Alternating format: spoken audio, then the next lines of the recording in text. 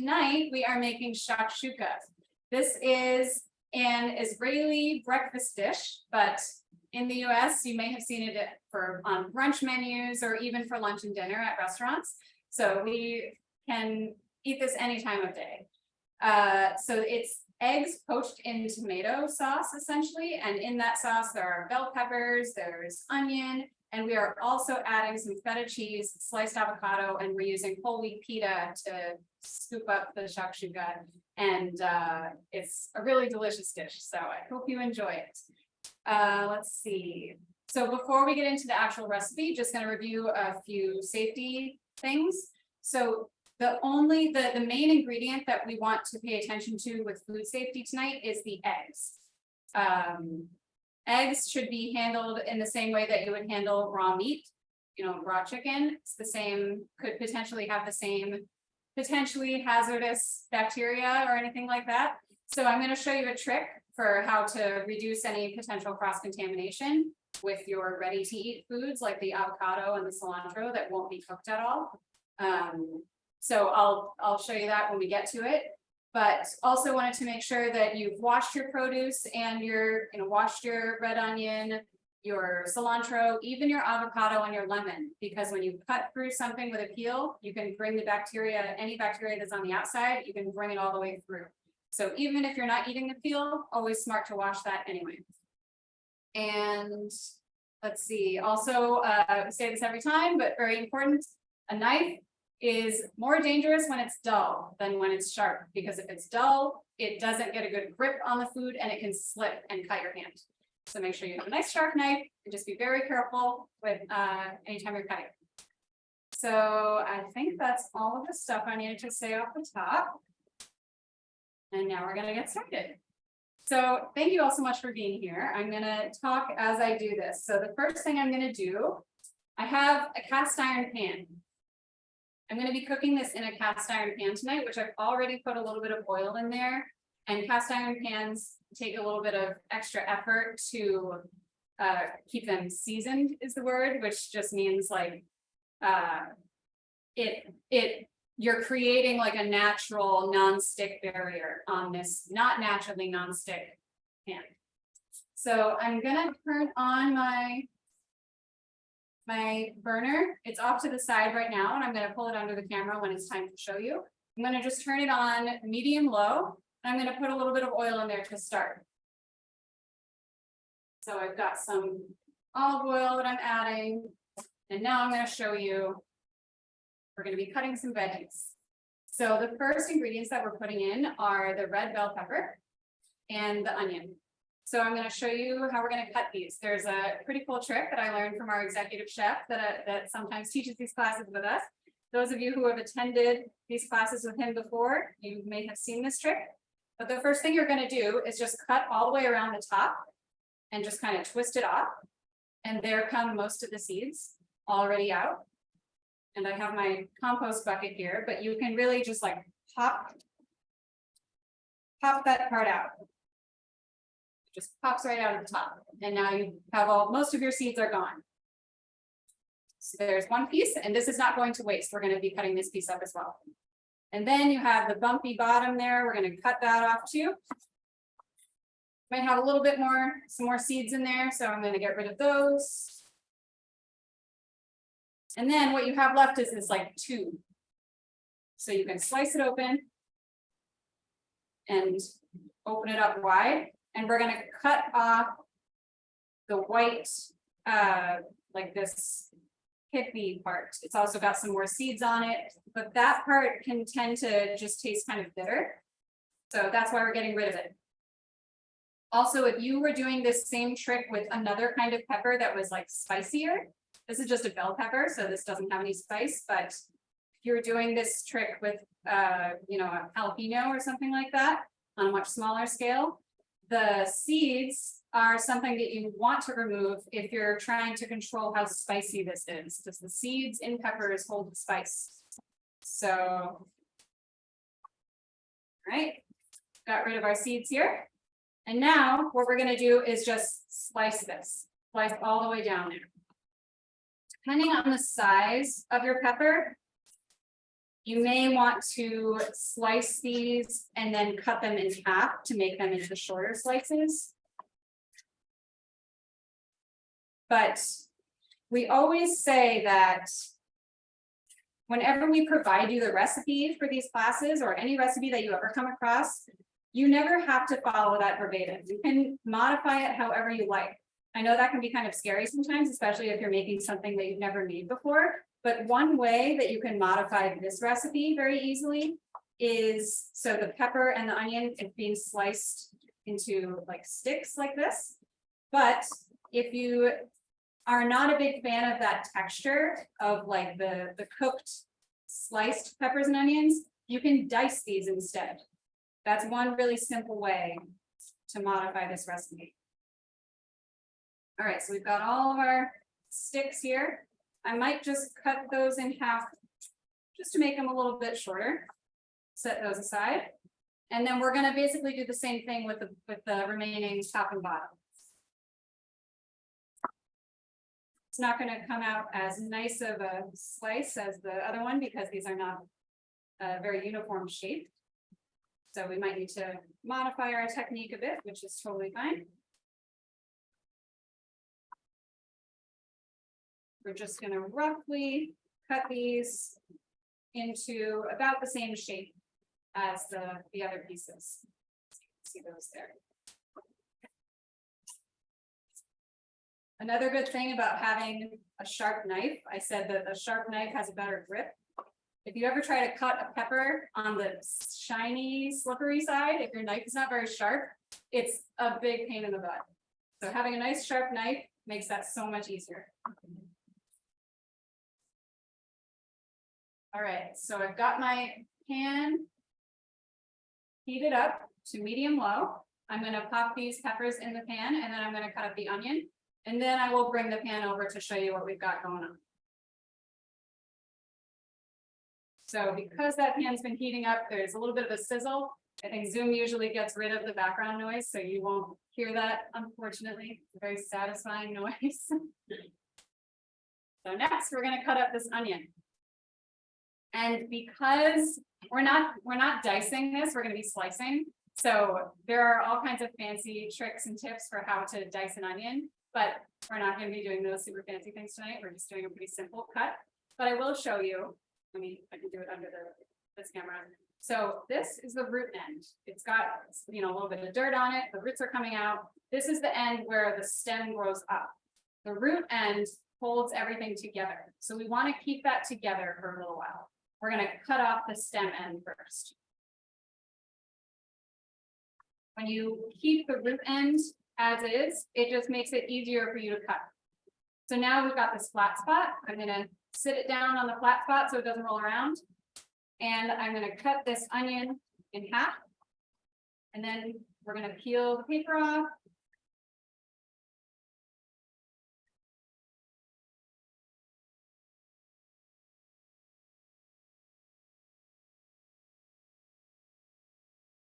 So you'll see the root end is still here, but all the parts of the onion, they grow up to that spot. So it keeps all of these layers together, holds them together. If you chop off the root end first, then the onion tends to fall apart much more easily, and it makes it more difficult for you to cut. Okay, so since onions naturally have all these layers, it makes it much easier for us to slice. So we're just gonna slice it like that way.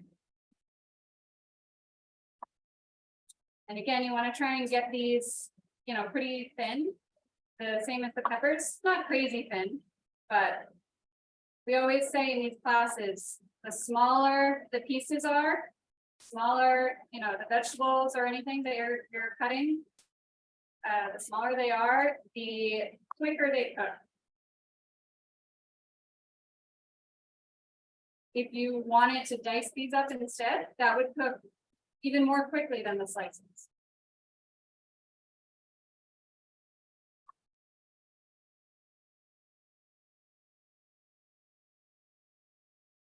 So when I was looking up traditional shakshuka recipes, it as I mentioned, it originated in Israel.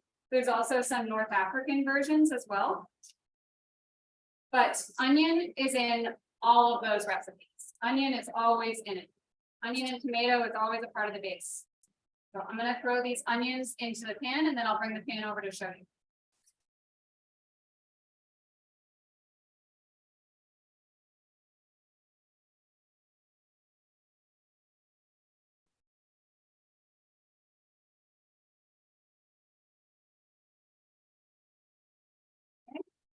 So this is what it looks like here. I'm going to use my wooden spoon and stir it all up.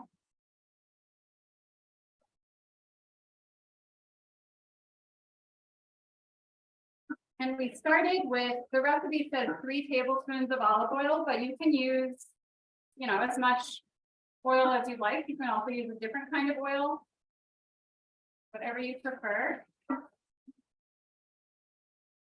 I think I am going to add a bit more oil to this because I want it to be like wetter, and oil is a heat conductor, so I want the heat to get through everything.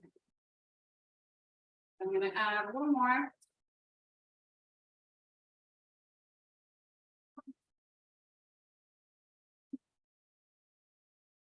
So all we have in here right now is oil, red pepper, and onion. And we're going to move on to our other ingredients that we need to prep. So I'm going to set this aside again. But this again is on like medium low to medium, and you just want to keep an eye on it. So don't go too far away from it. I'm going to move this over.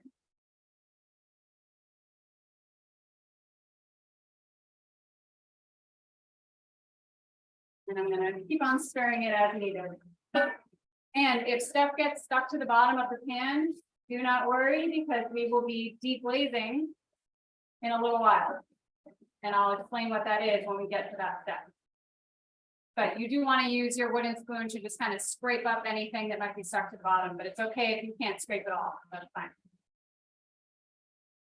All right, so the next thing we're doing is we're going to be slicing up our garlic that's going in after the onions and the peppers are softer. So we've got just 3 little garlic cloves here. If you have really big cloves, then you may want to do only 2. Or if you really love garlic, then you can add as much as you like. So we've got the, again, this is kind of like not the root in the same way as the onion, but this is the end that we want to be cutting off, because the other end is where the greens grow out. So not too different than an onion. So we're cutting that little end off of all of these.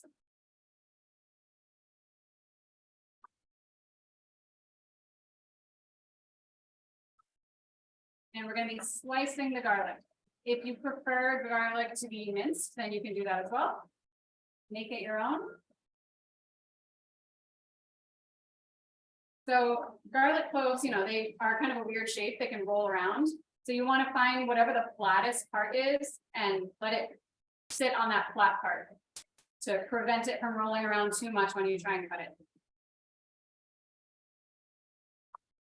So I'm just rocking my knife back and forth to thinly slice this garlic. And the reason we're not adding the garlic yet is because garlic can burn very easily. And when it burns, it totally changes the flavor to something that is not very desirable. So a lot of other things taste pretty good when they have a char on them, but garlic is not one of them. It tastes kind of bitter and weird. So we don't want to ruin that garlic right off the bat. So it looks like the onions are getting softened up right now. That's good. I'm going to slice the next garlic clove.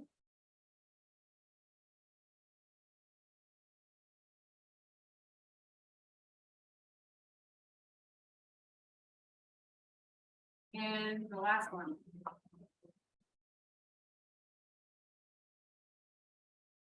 So I'm curious if anyone here has had shakshuka before, if you've cooked it before. If you want to, you can unmute yourself or you can write your answer in the chat box. If you've tried it, what have you thought about it? I've eaten it before. I have not prepared it, but it looks pretty easy to prepare, actually. Yeah, you're right. It's not difficult. It's really like the same, a lot of the same techniques that you've already used in lots of other recipes. It's not difficult at all. There are different kinds of shakshuka also. Sometimes you may see green shakshuka.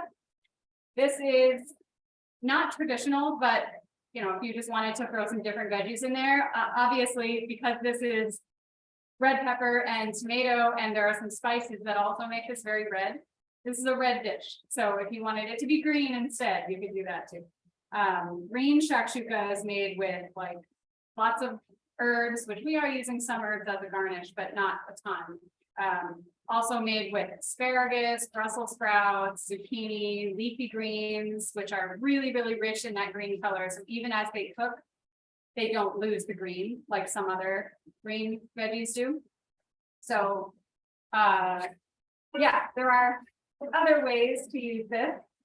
I have modified this recipe a little bit from the traditional shakshuka, and I'll explain that as we do the feta, because that's one of the ingredients that's not typically added in shakshuka. But before I get there, I'm going to talk about, this is cilantro. So cilantro, we're going to use this as a garnish. Optional, of course, because sometimes people have like a weird aversion to cilantro. It sometimes can taste like soap, which is unfortunate because it's good. But cilantro is something that you often see in like, you know, Latin American dishes as well as Middle Eastern dishes. So what I'm doing here is just pulling the leaves off these stems. This is one option for how to prepare this, but I also want to show you another one after I finish this sprig here. So parsley, cilantro, a lot of these herbs grow kind of in the same growth pattern. It's like a long stem, and then there's two baby leaves and a big leaf on top. So once you get to know the way that these actually grow, it makes it easier for you to pull the leaves off the stem without it seeming like a chaotic task. If you can predict where the leaves are, then you know what you're doing. So this is one option for if you want to use this as a garnish. You can just pull the leaves off and they look really beautiful. It still has the, like, you can still see all the shapes of the leaves and everything. So that is one option. Another is an effort to reduce food waste. You can just eat the whole thing, including the stem. You don't have to pick the leaves off the stem. So another option I'm going to do right now is just fold this cilantro in on itself and just chop it all together.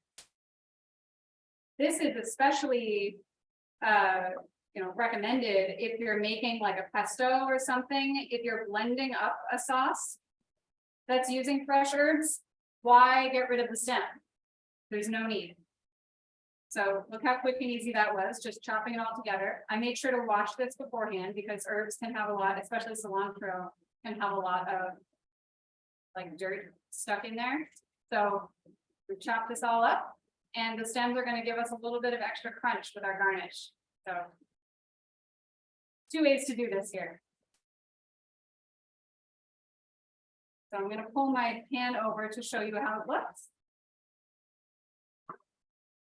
It's getting a little browned, a little soft, a little bit of char on the peppers. You might see some char on the edges of the onion as well. I'm going to keep tossing that around, scraping the bottom as I go.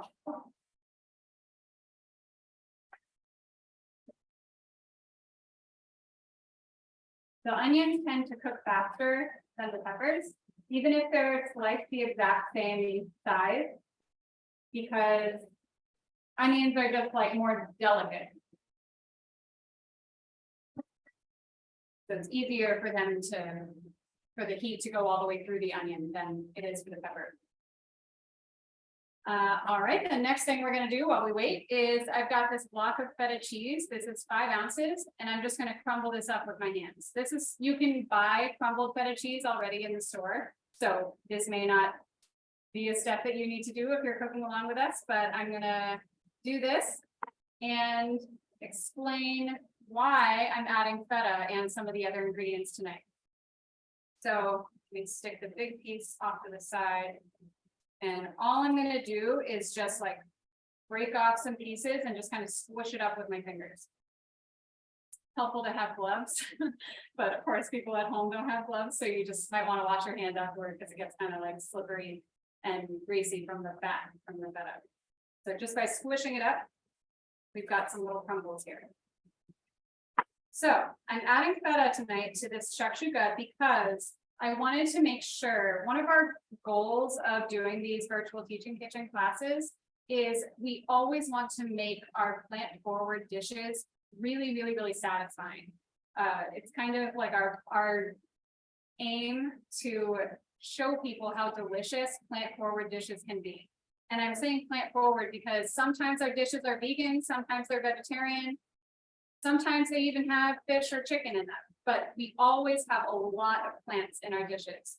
And that is, we want to always show everybody different ways that you can prepare plants to make them really, craveable, satisfying, mentally satisfying, physically satisfying, full of nutrients, full of flavors, all kinds of stuff. So by adding feta cheese, we are bulking up the protein and the fat content, and calcium as well with some dairy. And we're also adding avocado as a garnish at the end because that is some additional fat. And avocado is like the heart healthy, brain healthy kind of fat that, what used to exist as a low fat diet, people used to promote that all the time, has now long since been debunked. Low fat diets are not good for us because we are missing out on essential fats that are actually really necessary for good health, necessary for infants and children to develop, for their brains to fully develop, necessary for reducing your risk of cognitive decline as you age. Eating all of these necessary fats that are in avocado and nuts and seeds and oils, olive oil, these are so important. So by bulking up our meal with a mix of this, feta fat, which is saturated fat, also not a scary thing if you have it every once in a while. And we have oil, we have olive oil in there, and we've got our avocado. We've got a lot of good stuff in here that's gonna make us feel full from this dish. We also have the whole wheat pita. You could just do regular white pita, but you're not going to feel as physically full, or your fullness is not going to last for as long as if you were to eat a whole wheat pita. Whole wheat pita is higher in protein and fiber, which means it takes your body longer to digest it. If you think about eating like a grain bowl with all kinds of like whole grains, nuts, beans, vegetables, versus the same size bowl, but just white rice, you're obviously going to feel very full or very hungry after eating the white rice, like a couple hours later. But if you have all of these different plant foods with different amounts of fiber and protein and all kinds of stuff, it takes longer for your body to break it down in a good way. It's not that it gets stuck and it makes you feel bloated. It just doesn't affect your blood sugar as quickly. And it sort of sits in your digestive system for longer.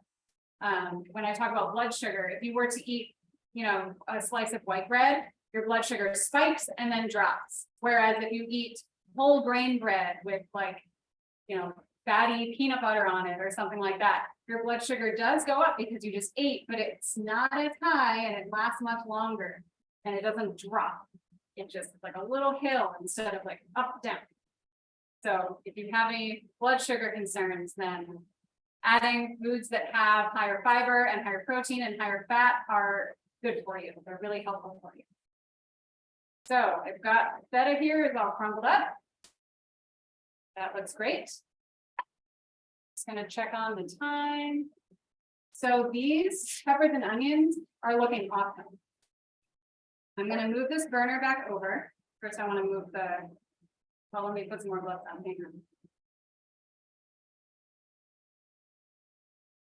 I'm gonna move our garlic out of the way, and then I'm gonna move the burner over here so you can see what we're working with. Okay, so garlic goes over here. Those of you that are cooking along, how are you doing? Good, thumbs up. Okay, any questions? Or are we going at an okay pace? Everything good? Okay, good. All right. So moving this over. Now you can see all the steam that's coming off. This looks awesome. This is so nice and soft at this point. We've got lots of good char in there. Char is another great way to add flavor to vegetables when you're sauteing them. So that's perfect. All right. So now I'm going to add the garlic. Got our sliced garlic. I'm going to put that in there. And I'm also going to add our spices. So we've got 3 spices tonight, aside from the usual salt and pepper. We have cumin, which is the brown one. That little orangey one in the middle is cayenne pepper, and the red one is paprika. So we have 1 teaspoon of cumin, 1 teaspoon of paprika, and an 1/8 of a teaspoon of cayenne. We don't want it to be too spicy. So we just added the garlic and those 3 spices, and we're mixing it all up. And these 3 spices, not so much the cayenne, but any kind of chili pepper, chili spice, and paprika and cumin are found in a lot of Israeli dishes. So shakshuka is a great example.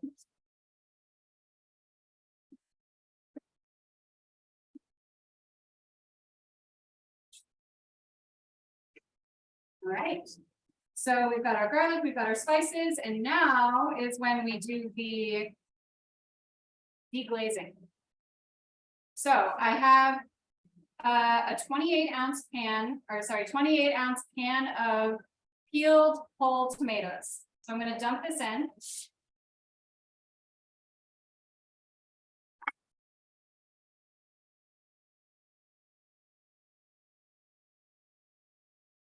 You can see all the steam coming off because there's a lot of liquid that just went in there.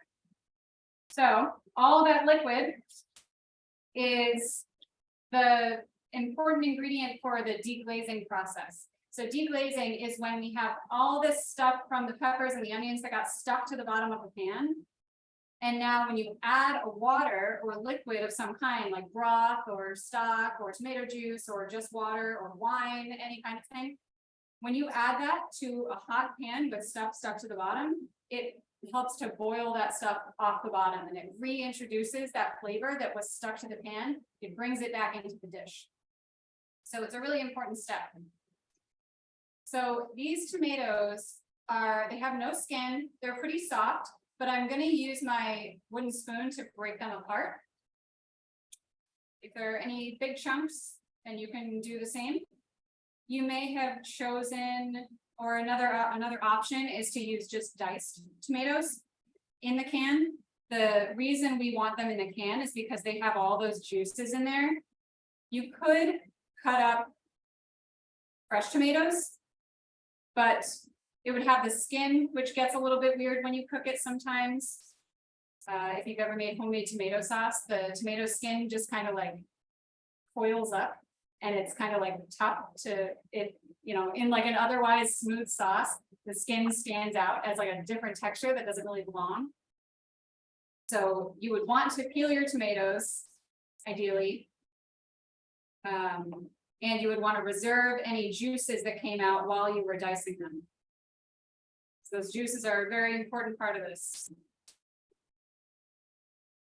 So with these tomatoes getting all broken up here, and everything is all mixed up, I've scraped the bottom with my wooden spoon to try and get up all the flavor that was stuck to the bottom there. And I'm just gonna make sure everything is nice and evenly distributed. And we're gonna let this cook for a little bit. I wanna let some of the water from the tomato juice evaporate out. We're gonna keep it, it's on like a medium low heat setting right now. So we're gonna keep it there. And you're gonna notice that a lot of this liquid is gonna go down. So you can see all the bubbles that are happening here where there are big liquid pockets. The water is gonna start to evaporate from this dish, but the flavor that's in that tomato juice is staying. So it's gonna become more like condensed flavor. If you've ever used tomato paste in a dish, if you compare the flavor of tomato paste to the flavor of tomato sauce, tomato paste has all that liquid evaporated out of it, and it's just really concentrated tomato flavor. So if you wanted to do a shortcut with this dish, you could add not as much liquid and you could add some tomato paste. But we're doing it the traditional way, and we're gonna let this liquid simmer off, evaporate off for a bit. So we've got a little bit of time. I'm going to show one thing that I wanted to talk about today, which you got from the Eventbrite. The name of this event is I wanted to talk about the Mediterranean diet. That's a great example. This dish is a great example of something that fits the Mediterranean diet. So I'm going to share my screen real quick to show you all a slide that's like a helpful visual. Here we go. So the Mediterranean diet is something that has been studied for decades. It's fascinating that people that live, countries that surround the Mediterranean Sea have a lot fewer health issues, the ones that we specifically see in the US. Namely, heart disease, diabetes, a lot of the issues that we see in the US very often. The countries that surround the Mediterranean Sea do not see these nearly as often. And this diet has been studied as a big reason why that is. So I wanted to just show this food pyramid here. And starting at the bottom, you see the first thing at the bottom is not food. The first thing at the bottom addresses the lifestyle. So there are people dancing, there are families eating dinner together around the table, people going for walks, kids playing sports, all these things. Activity is such an important part of a healthy lifestyle. And also the family sitting around the table, that's a very important part about enjoying your food. If any of you are from Europe or Western countries, or rather Eastern, stores will close down for a couple hours in the middle of the day. Even like banks and grocery stores, like essentials, they will close for a couple hours because everybody goes home to eat with their family, or they go home to cook themselves a good lunch rather than going to, fast food or something like that. Unfortunately, in the US, we don't really have a culture that allows us to do this. That's not so great, but sitting around the table with your friends and family and making, a meal, a social event, just adds to the enjoyment of eating. So to get to the actual food components here, you see obviously the biggest section of this pyramid is plants. So you see fruits, you see vegetables, you see herbs, there's whole grains in there, you see potatoes, garlic, all kinds of stuff. Beans, any kind of legumes, you see oils. So all of these things are in the same group, in that plant group. And that is the main component of this diet. That's why we always focus all of our classes, all of our virtual teaching kitchen classes are very plant forward, as I mentioned. And this dish is no exception. We've got a ton of veggies in here, lots and lots of different kinds of plants, different colors as well. So plants in the Mediterranean diet are really the biggest part of it. And moving up the pyramid, next is seafood. So aside from plant-based proteins, seafood, fish and seafood is something that they tend to eat twice a week. Fish and seafood is a great way to get protein and heart-healthy fats at the same time. Then when you go up to poultry, eggs, cheese, and yogurt, this is where, we have our feta cheese that we're adding to our dish tonight. We have our eggs that we're adding to our dish. So these are, a little bit leaner. There are other health benefits to dairy, even though it's not so lean. It's full of calcium, which is really beneficial. So there are other, important nutrients found in poultry, eggs, cheese, and yogurt. And then that top portion, which is the smallest, is meats. So specifically red meat, like beef and beef and pork. And also sweets are up there too.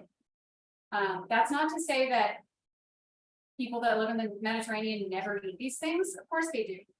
Lamb is another type of red meat that's eaten a lot in other countries outside the US, but it's classified as a red meat. It's been, studied that red meats can, high consumption of red meat can lead to specifically like colon cancer. Way more often than poultry, dairy, seafood, all of those things. So that's why it's up at the top there. And then on the side, you see some wine. This is where the whole thing about drinking a glass of red wine a day is good for your heart. This is the Mediterranean diet is where that originated. And you've got water as your primary beverage. A glass of wine might help, but only red wine and only one. So, it's not necessary. And there are many other ways that you can help your heart by eating all the things in this pyramid, especially toward the bottom. So red wine is not necessary, but it does have some benefits. So I hope that this visual helps you understand what the Mediterranean diet is all about. And just look at the abundance of plants in that plant section. It's just, dietitians always like to say, eat the rainbow, like so many different colors, because every color has, brings different nutrients to your dish. So this is what the Mediterranean diet is all about. So I'm going to stop sharing and then you're going to see how much this liquid has reduced. Hope you can tell, but there are still some parts that are a little bit bubbly. But the amount of liquid has gone down. It looks kind of like drier, and it also looks darker in color. So this is this step in the process is working. So at this point, what we're going to do is mix in some of the feta cheese, not all of it, because we want to save some for garnish. But we're going to mix in.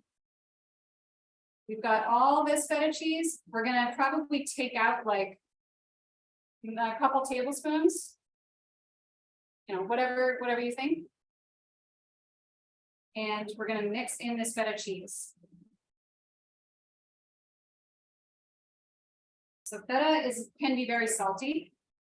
So we're going to mix this in, and then I'm going to taste it and see, to my preference, see if it needs more salt.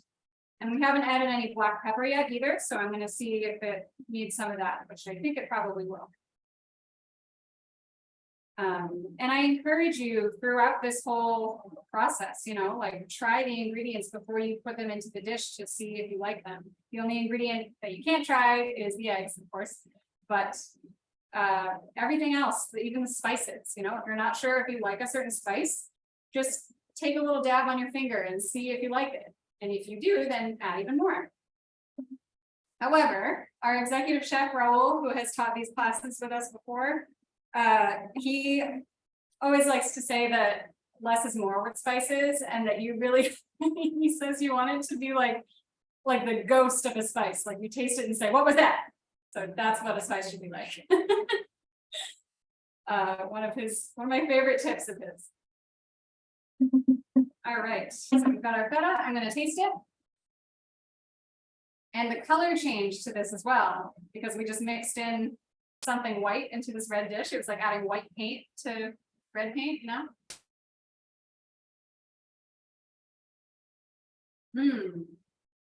I don't think that needs any salt, to be honest. For my preferences, and I love salt, but I'm not even gonna add any. I will add a little bit of black pepper. Just gonna mix that in. And we do also have another opportunity in just a moment to add some more salt and pepper to the eggs when we put them in, if we want. But with salt, pepper, spices, you can always add more, but you can't take away. So better to err on the side of less, and you can add more later if you want to. All right, so checking the time here, 5:45. Okay, so this is my trick with the eggs. So I'm going to use a paper towel and put it down on my counter, not on my cutting board, just in case any of the liquid seeps through. But I'm just going to put it on my counter. I'm going to crack the eggs onto the paper towel. And if any of the liquid comes out, that's okay, because it's not going onto my cutting board where I'm going to be cutting the avocado and the other stuff. And then once I'm done with the eggs, I'm going to throw away the paper towel, well, compost it rather. So that makes it, you know, a little bit of an easier cleanup. If it does seep through, then just make sure you wipe up your countertop. Before I do that though, I want to make some little like nests, like some little indentations in this dish here where I'm going to crack the eggs into. So because we have 6, you can do 1 in the middle and then 5 around, you know, roughly. The whites are gonna kind of ooze all over, so it's okay if they don't go exactly where you want, but you just want to make like a little space for the egg. All right. So our first egg goes in.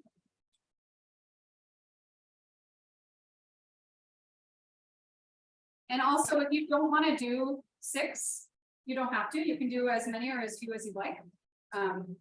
You may be able to fit like another egg in there, depending on how big your pan is, but 6 is probably close to the max that will fit.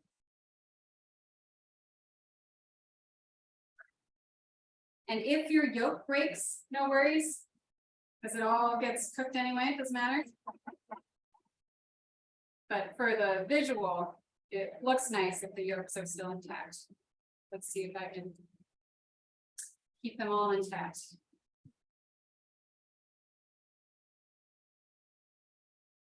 Okay, almost there. We got 1 more.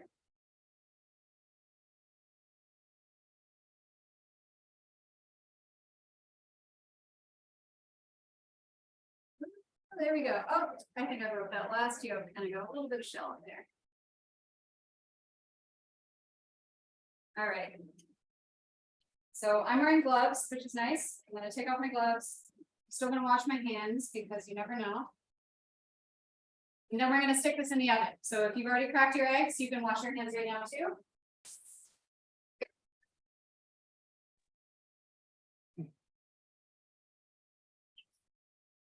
How's everybody doing?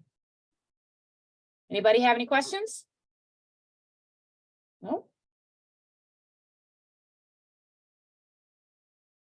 I'm just jealous of you. You get to eat this. Yes. I'm very excited. I've never had this before. I see it in the store. I know Trader Joe's has like a frozen one or something like that. Oh, I didn't know. And I haven't bought it yet. So now I get to try it. So good. Very excited. I'm such a foodie. So I'm putting some salt and pepper just on a little bit of salt and pepper on the yolks. And then I'm sticking this in the oven. But yeah, Amina, she has to stay later to help me out with this, but she gets a free dinner, so you know. There are trade-offs. Okay. So let me just check my recipe, make sure I'm not missing anything. Oh yeah, we want to do the last of the feta that we reserved. Sprinkle that around.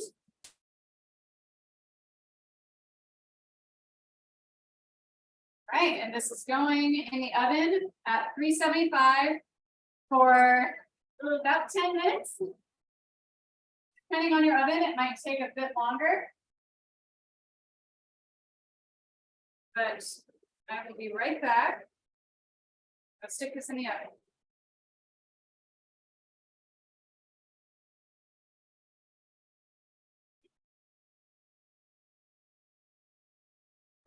Michelle and Andrew, how's the cooking going? Doing all right? Yeah, it's great. We got the best teacher. Agreed.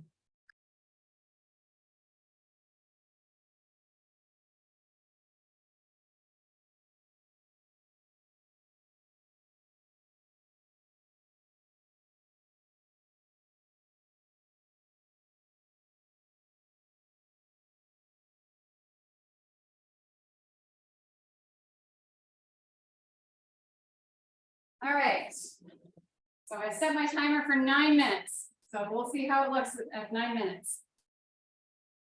So we're not done yet. Now we have to prep just a couple more things. I'm going to move my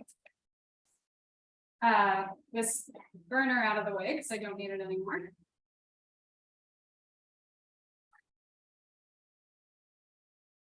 All right. Oh, I was kidding. I do need it for my pita bread. Well, what do I want to do first? I'll toast the pita first. All right, bring it back. We're going to toast our pita bread, which is not a necessary step, but if you're going to be like scooping the shakshuka with the pita, which is the intent, it will probably like, you know, it'll hold up better if it's a little bit stiffer and you can scoop it that way. So, all right, I've got a new pan here, and this is just a dry pan, nothing in this. And I'm turning this up to like medium high-ish. And I've got my wheat pita bread here. I put 3 pitas in the recipe, but if you want more or less, whatever you like. But this is our whole wheat pita. And already, you know, from cooking, the pita has like a little bit of brown on it, but we want to make it like nice and toasty. So once the pan heats up, I'm gonna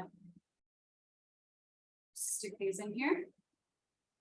And while these are toasting, I'm gonna be prepping our avocado, which we're doing as a garnish. Just gonna clean off my board here.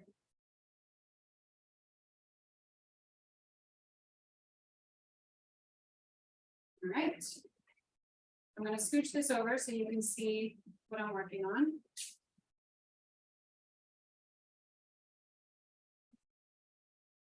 And I'm just going to keep an eye, on my pita because I don't want it to burn or anything. So it's right here next to me. All right, so we've got our avocado washed, as I mentioned, got that nice and clean. And I've got my knife.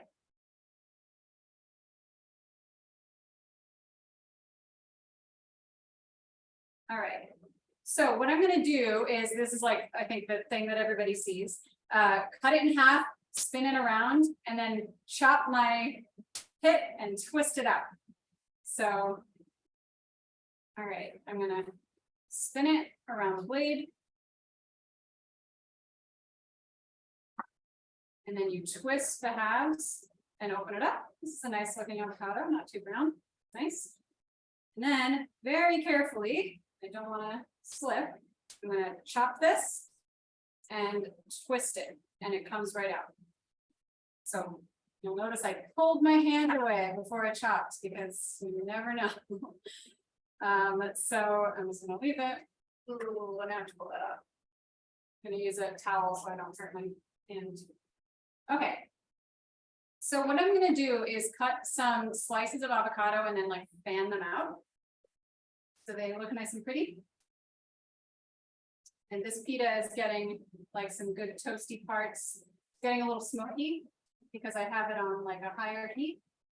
So I don't want it to get too toasty. I think I'm going to move on to my second pita now. Okay. So the avocado. I have a special tool. If any of you have ever worked at a Dunkin' Donuts in high school, like me, you will recognize this tool. This is, it also is avocados from Mexico, so it's not just for Dunkin' Donuts. But this is often used for like spreading bread or butter or cream cheese or something like that. But Avocados from Mexico calls this their avocado tool. This is a very helpful tool.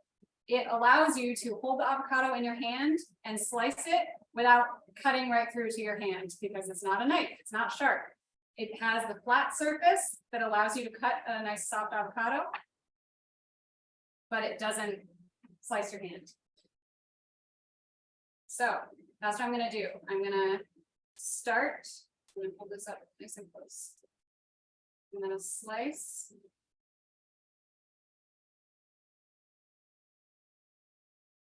You can kind of see the slices are going in there.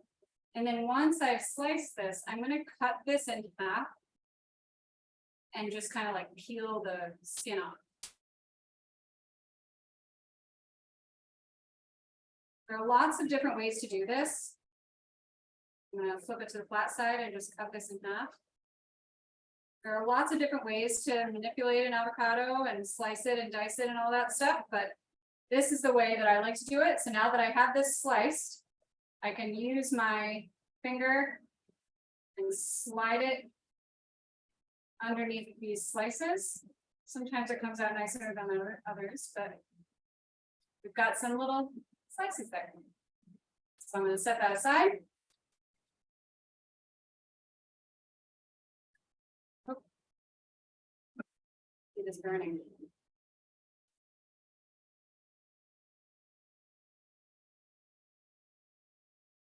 Right. So we've got this one as well. I'm going to do the same trick. Slide my thumb under there. Depending on how ripe your avocado is, you may not even need to slide your thumb. It might just come right off. There's a nice fan. Set that one aside. And we're going to do that again for the other side. And I'll wipe all the avocado off my hands when I'm done slicing. But this tool is very helpful. If you don't have something like this, you can also use a butter knife. A butter knife that you are not worried will be too sharp that it will cut through the avocado and cut your hand.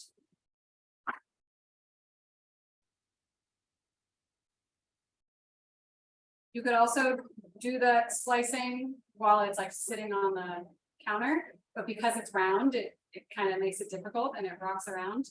Much easier to do it when it's just in your hand.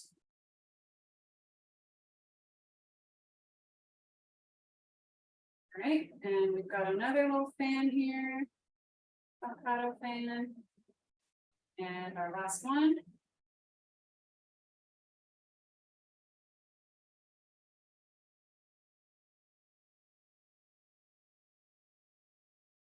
Stretch.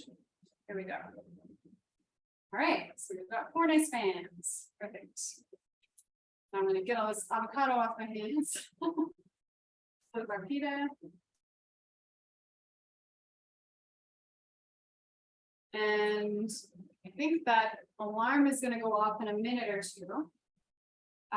If you have a convection oven at home, the kind that has a fan in it, that will make it go faster. However, it will affect the like texture of the tops of the eggs. It'll make them kind of like glossy. But if you want it to cook faster, then it's only the eggs that needs to cook at this point. Everything else is already cooked. And as you know, eggs cook very quickly. So no worries there. Because the egg is our only ingredient that we're really concerned about with food safety, we want to, I do want to mention that whole eggs are not generally pasteurized, but egg products, so like liquid egg whites and liquid whole eggs and that kind of stuff are pasteurized. So if you're wanting a safer egg option, for this dish, you know, it's kind of a nice visual to have the yolk and the white separate. But if you're concerned about that at all, you can look for pasteurized whole eggs, or you can use liquid eggs and just do like, you know, make better like little cups in the shakshuka, and you can pour your liquid eggs into it. So I've got some pita. I'm gonna cut these like a pizza. I'm gonna do 6 pieces for each pita. There we go, roughly. Got some nice toasted edges on these. Break these apart. And as soon as that buzzer, there it is. I'll be right back.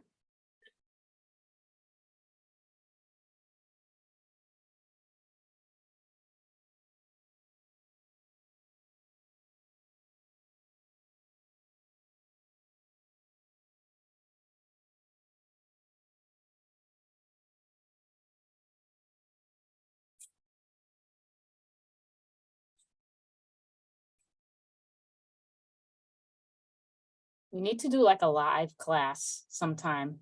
It'd be nice if we were all in together and could taste. Funny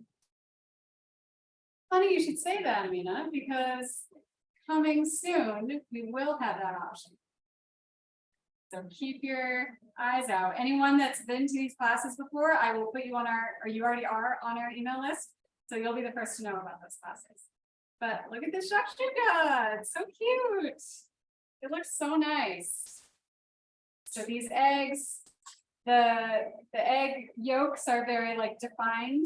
Some of them more than others. It's got a nice like toasty top. So now all we have to do is stick our garnishes in here. Got our pita and stick some pita slices in here. Make sure this is right under the camera. Pita. We've got our little avocado fans. If we had more time and we were prepping the avocado more in advance, that's what that lemon is for. If you wanted to prevent your avocado from really browning while you waited, then chopping the onion in half and squeezing some lemon juice on top is a great way to do that. But since this was pretty perfectly timed, so we didn't have to do that. I'm gonna stick a few more pieces of pita in here. And here is our beautiful dish. Got this, the avocado, the egg, our cilantro we have. These are the full leaves of cilantro. So they look really nice. All these different colors on top. This is why garnishes are so important, because they add so much to the look of this dish and so much to the enjoyment.